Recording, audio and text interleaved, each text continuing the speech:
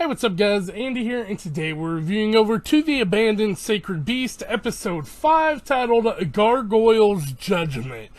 What an episode this was. We got a little bit of everything in here, a little bit of action, a little bit of story, a little bit of background, and a whole lot of Cain coming in hot. I'm super stoked about this.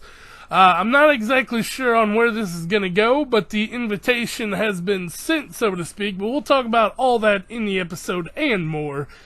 With that being said, though, gang, this one really has a lot of little stuff we got to discuss, because they're just kind of piecing stuff together at this point. And with that being said, yeah, don't forget to like, comment, and subscribe to the channel if y'all do enjoy this video, but I just want to talk about this, so let's get right into it. They say you don't gotta go home, but you can't stay here. And no, I don't wanna be alone in the world out there. So we start our episode off with them going to a city that Cain has been recently sighted in numerous times. And so they decide, we gotta get information on him. But we cut into our intro and title card here, and it is called Gargoyle's Judgment. This whole time I was scared because I was almost positive Cain was a vampire, not a gargoyle. But nonetheless, we see a victim here, and she's been clawed to hell and back. And we cut over to Hank pretty much opening up with Skull. It was a really nice scene. He was just talking to her, and, she was sewing up his jacket for him, and, he tells her about his past in the orphanage with Elaine, and then he tells her about Cain and Elaine and how this whole thing happened, and he goes, so it's my final duty as the Incarnate Squad Captain to eliminate them before they hurt people, which was really emotional, but, just about lost my voice, damn. But we cut over to the next day, and there's another victim, and we find out Cain did not do this. Hank knows he didn't, because Hank knows he's a vampire, confirmed. But we cut over here to the Incarnate Gargoyle. His name is Topher, or Christopher Keene. He has a strong sense of justice, and he had it since the beginning. But this young boy named Andy, no coinkydink, led them to him, but he asked him, he's like, so are you all gonna kill him? And they're like, what's your deal with him? Is there something to that? And so he pulls Liza's shirt down and just runs off. It was pretty funny, but a little bit unnecessary, to be honest. But Skull goes, okay, I'll go find him. And Hank goes, if something goes wrong, can you shoot someone you don't hate? This isn't like when you came after me. You hated me. This is someone you don't hate. Can you shoot them? And, she's like, yeah, I'll be fine. She runs off and she finds Andy, and she starts telling him about why she's running with Hank and how her dad was in Incarnate and all this stuff. And she tells him no one is just evil, and that's when, he says, well, they killed my mother. And he stole an apple, and that's when the gargoyle shows up, and he goes, you shall pay for your crimes with your life. And he jumps down there, and Skull cannot take the shot. She can't shoot the bullet for some reason. She's just enthralled with fear, and that's when Hank shows up and Hank gets fucked up here, like, no joke. He has none of his resources, materials with him, and he just gets hit hard.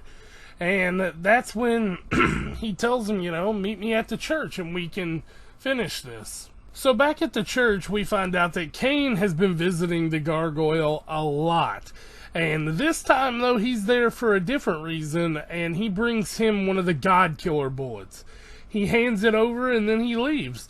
And as Hank goes to there, he tells, Skull and Andy, y'all stay here. But we find out that Andy stole Skull's gun and was heading there. So the fight has already started between Christopher and Hank. And Christopher shot Hank with the God Killer bullet as Hank was about to beat him. And he just goes, it was so cool because he had him pinned down, and he goes, you lose, and then shoots him. And you can see Hank just revert back to a human, and he's like, I'm gonna, kill you now. This is your judgment. And that's when Andy runs in, fires the shot, misses the shot, and he gets slung across the floor. Skull runs in behind him, and he's about to kill Skull right here.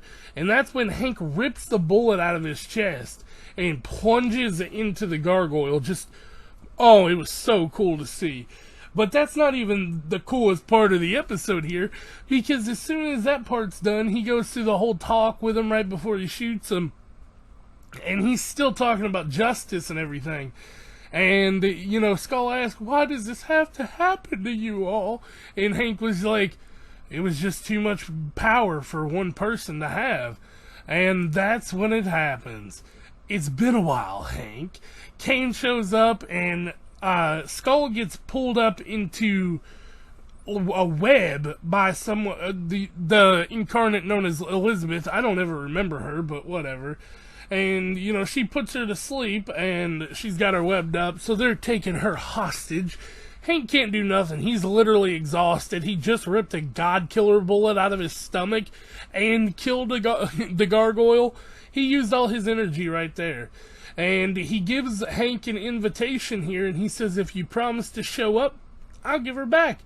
I'll see you at the party tomorrow night.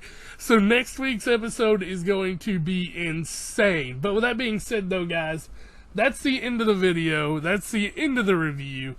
Oh my God, what an episode. Kane is here, dude. But anyway, I guess I'll catch y'all next week to see where this goes. I don't know what kind of party this is going to be or what, but if y'all did enjoy the video, don't forget to like, comment, subscribe, and I'll catch y'all next time. Peace Take out. a moment right here, feeling like it's out gear, driving towards the sun with a rose and a gun. Feel the wind in my hair.